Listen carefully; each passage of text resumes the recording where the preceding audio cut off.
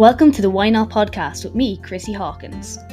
In a world where everybody asks you why, I'm here to ask why not. So sit back and relax or walk and listen and join me on this journey as we try to answer this never-ending question: what makes people say, why not?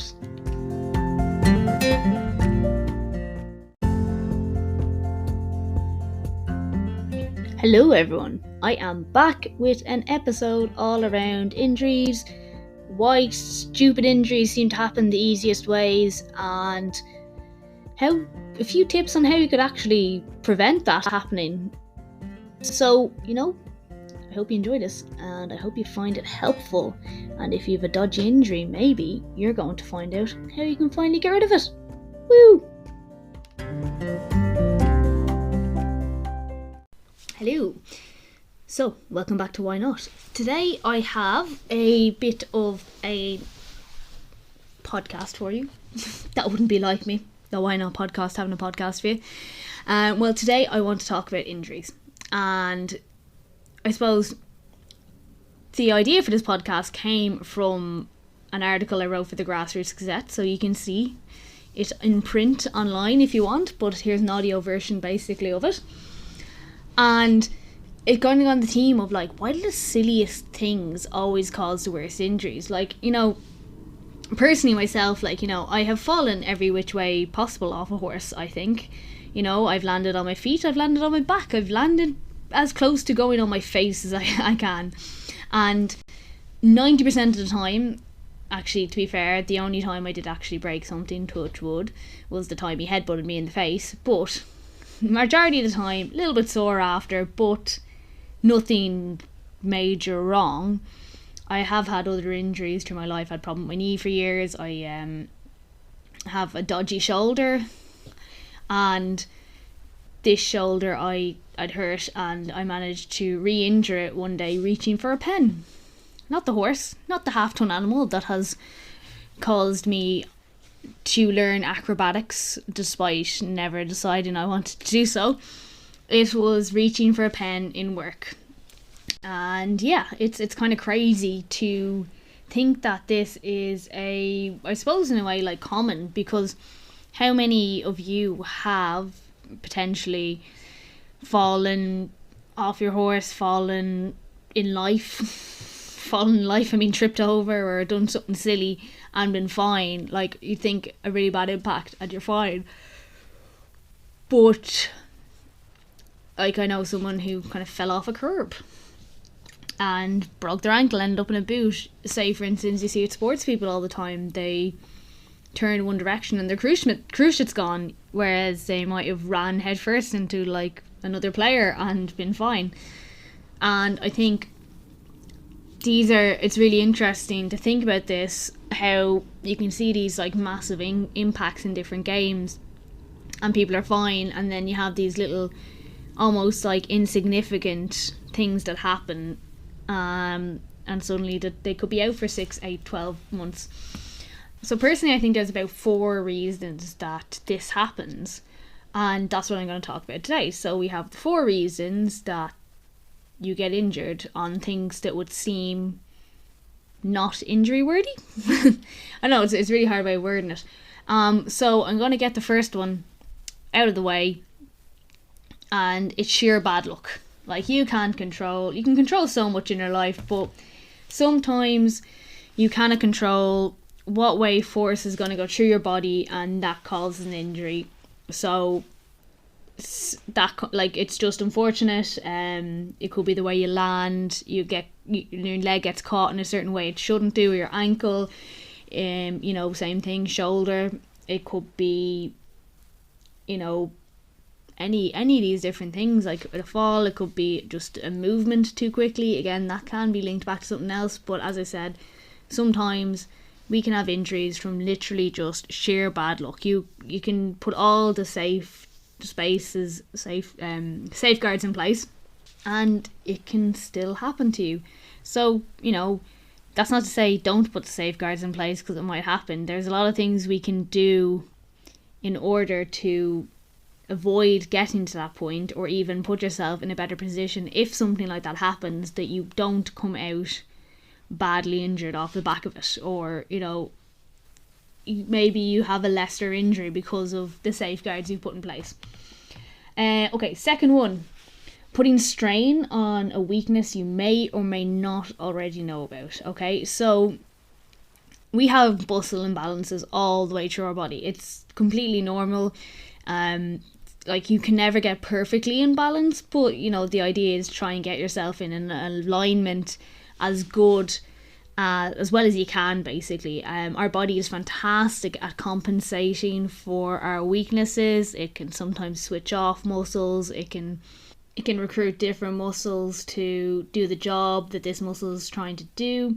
I suppose one of the best examples of a muscle imbalance or a strength imbalance in our body is you having a dominant hand or a dominant foot. Sometimes your dominant foot is different to your dominant hand, because why not? But there's a really obvious one. Well, that's happening maybe all over your body. Like, a lot of the time when people have sore shoulders, it's because their muscles in their chest are tight, because we sit over computers all day or our phones, and that weakens the muscles in the back, which means, hey, they start to get sore, and you're stretching these muscles and they're not getting any relief.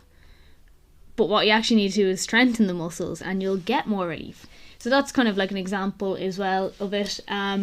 So the other thing about these is these areas, if they are weak and excessive force is put through them when they're not prepared, can result in injury. And again, like that, this can be laid back, as I said, the like of someone having like an ACL injury or turning quickly.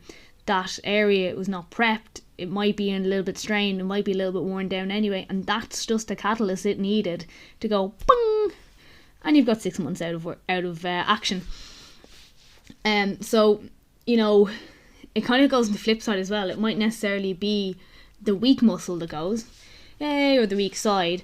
If you're overusing and compensating for something with a different side. So say, for instance, you have a weak right hand and you do everything with your left, and the more you do it with your left, the more over time your left actually gets worn down, and you end up with like a tendonitis or a repetitive strain injury in that arm.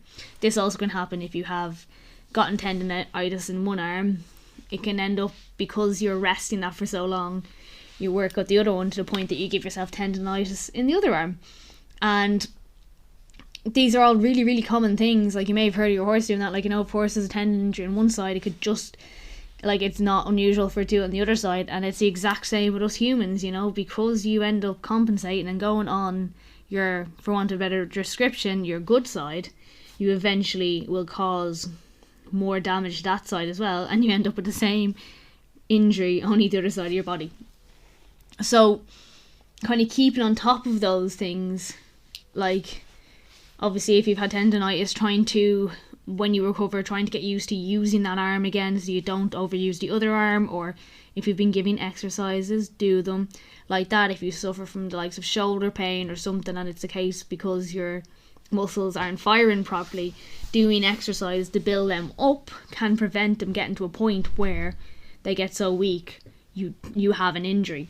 So it's really, really important that we try and keep ourselves in as best a position as possible and as balanced as you're gonna ever be, in order to avoid causing these types of injuries. Number 3 is ignoring something or a previous injury. Okay, so one of the biggest predictors, as I was describing there, like if you get tendonitis on one side, you get it on the other side, but one of the predictors of injury is a previous injury. So if you have an injury, or you've had injured somewhere, you're going to need to look after it. So when our bodies get injured, we have to bring it to a rehab program in order to get it firing again. And after like your inflammation happens, the inflammation process happens. In that recovery, there is probably going to be some muscular atrophy. There could be some scarring in the tissue. Like, scars aren't just a cut on your wrist that's never healed properly, or anywhere else in your body, but scarring happens in your muscles. These fibres, they have to rebuild. There can be scarring in your tendons as well, and that's why they're maybe not as mobile as they used to be because you did this injury, what you need to do is build that back, build the fibres back so they can function as best as they can. The scarring may go away, the scarring may stay, and you still want to be able to use it as best you can, which is why you want to build up those fibres again, get them firing again. Now, the thing about it is, your body, if you stop doing that, will happily go, aha, I don't need to do that anymore. It's a bit awkward working around this like slightly weaker muscle. I'm just going to ignore it. And we often do this, myself included, when you have an injury, you recover from the injury, and after that injury you go, oh, okay, I'm fine now, I feel grand, I don't need to do that anymore. And then 6 months down the line, the same thing happens to you again. You're like, what? Why has this happened? Well, because you stopped working on it. It developed its weakness again. So I'm back into, say, its previous state before the injury. But the fibres in the area are already weakened from getting injured. So it's going to be a lot easier for it to go boom and go again. I like using these sound effects. But so in order to stay ahead of that, what you need to do is keep doing those exercises. Now, when you initially do an injury, you may need to do the exercise every day until you get to a certain point. However, after that, it's probably you probably won't need to do it every day. You can do it regularly, or say, for instance, you can find a time 3 times a week when you're doing it. Maybe it's before you are exercising. You can do those as your warm-up. Maybe it's before you go horse riding. Again, do it as your warm-up. Prep your body. Your body needs to be prepped for the force it's going to go through. These are all things that can make your life easier. Also the pony's life easier for a horse rider. And obviously if you're not a horse rider, this is also something that can be really, really helpful for you. And worth doing, not like ignoring. And as I said, like if there's nothing wrong with you per se at the time, it's very easy to ignore you, to ignore it, because you don't feel like it's going to be bad. Whereas if you can, as I said, 3 times a week, keep going, keep on top of it, it'll help you stay ahead of it so you don't end up back at square one. You can always maintain yourself maintain yourself at a position that you want to be with that injury. The weakness may always be there, but you can always keep ahead of it and make sure it doesn't become an actual problem again. And number 4 here is the unfortunate thing that no matter what we do, to be fair, we can't really get away from any of these things, but this is something we definitely can't get away with, and it's aging. So as we get older, we are more likely to get injured. Reason being is after about 35, we start to have sarcopenia, which is the breakdown of muscle. So it's harder for your body to reform muscle. Same thing, especially in women post-menopause, osteopenia and osteoporosis is very, very common. And unfortunately, with these things, it means you're easier going to hurt yourself. So if you fall with like osteopenia or osteoporosis, you're more likely to break a bone, or if you with the muscles, you're more likely to tear a muscle or harder to maintain things you were able to do before. And unfortunately, because we can't get away with aging, the best thing we can do to almost reverse aging is resistance style training, which doesn't have to be your crazy gym sessions. It can be bodyweight exercise. It can be, like, say for instance, walking can help like reverse osteoporosis and osteopenia because you have that impact. Strength training not only does improve your muscle strength and depth, for want of a better description, it also improves your bone density. So you could be doing something, a couple of times a week, and that would be enough to prevent sarcopenia taking hold, to prevent osteoporosis, osteopenia taking hold, and putting you in a better position where you're less likely to get injured. So it's really, really important. Like, again, it doesn't have to be these crazy exercises. There's plenty of like basic stuff on YouTube. You can find mine on my YouTube as well, Chrissy Hawkins Fitness. You will find loads of stuff there. But it's another thing that's worth thinking about and looking into, because it will help you prevent yourself from getting injured. And we want to put ourselves, as I said, in the best position, because the less injuries we have, the less likely the less injuries we have over life, the better quality of life you're going to have. So instead of putting yourself under pressure, or not putting yourself under pressure, it's kind of like a prevention rather than cure. You don't have to do the rehab and the injury, go through all that treatment and stuff like that if you don't get the injury in the first place. And anyone who has had a long injury layoff will know that it's a bloody nightmare, and it's frustrating, and it means you can't do the things you want to do, and you just have to keep waiting and going through it until everything is okay again.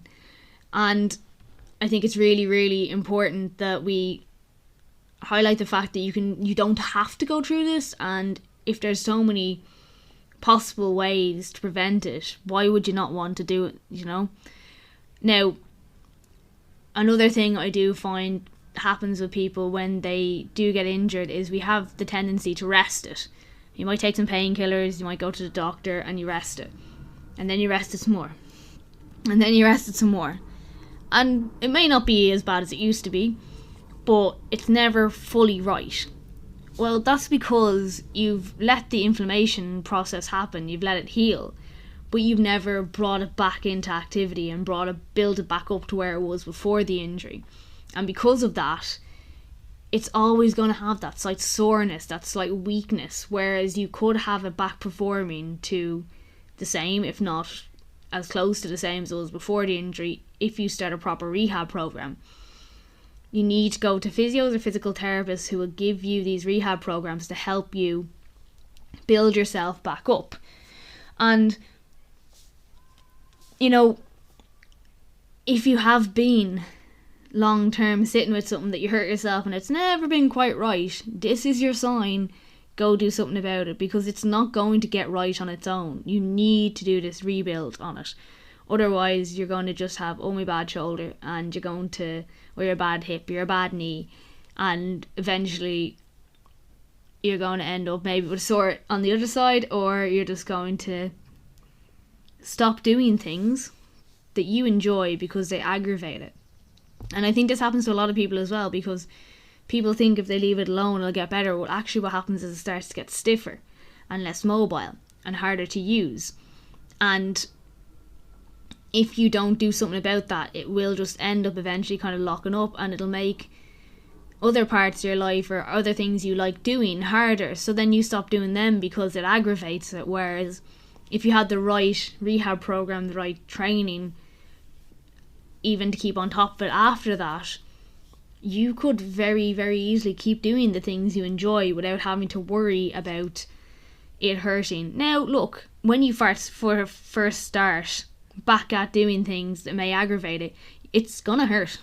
It's still gonna hurt. Like, it won't be perfect, and it won't be just like, everything's grand again.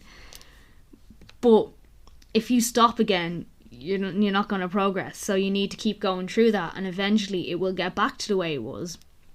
And you'll feel like really, really happy that you're able to get back doing it. Do you know what I mean? And one day you'll be maybe you're out for a walk, or maybe you're all horse riding, or maybe you're doing a certain exercise, and you realise that it doesn't hurt like it had done.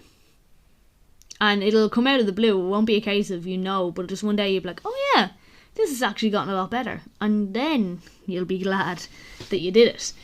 And it's taking those first steps to make sure you get yourself to that position. That's really, really, really important. So I hope this little lecture on injuries helped you. I hope you don't feel too wrecked after listening to me.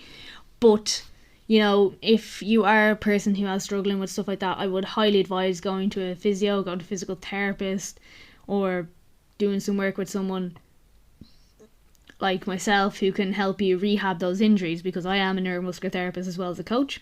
Obviously, I'd need the proper diagnosis and stuff before we embarked on something. And also, you know, if you do have a spinal injury or nerve damage, unfortunately in those scenarios you are going to struggle with that for the rest of your life. It doesn't mean you can't support the area, but those kind of things are, until they figure out how to fix nerves and spinal cords, it's kind of something you're stuck with, unfortunately, I'm sorry to say. But a lot of the other stuff, muscular stuff, even stuff around your tendons and all, can really, really be improved with the right work and the right program. If you would like to hear more about working with me, or even just want to come visit me on social media, I have 2 Instagram pages. You'll find me at at Chrissy H Fitness, or also my Instagram is at @stronginthesaddle_ for my equestrian friends. I also have an equestrian TikTok, which is strong in the saddle without the underscore. And for all information on how you can work with me, if you go onto www.chrissyhawkins.com, you'll find all the information I have up there about how to work with me, how cool I am, and why you should do it. But anyway, I hope you enjoyed this. I hope you found this helpful and maybe made you rethink things a little bit on about injuries, or trying to prevent your injuries, or even just trying to get something right that's been there for a while. Oh, enjoy your day, guys, or night, or morning, who knows? I don't know when you guys listen to this, but I hope you enjoy. I really do appreciate everybody who listens to this podcast, so if you please could help me with the algorithm and leave a review on Apple Podcasts or Spotify. And even, you know, if you want to reach out and suggest topics for me, I'd be delighted to hear from you.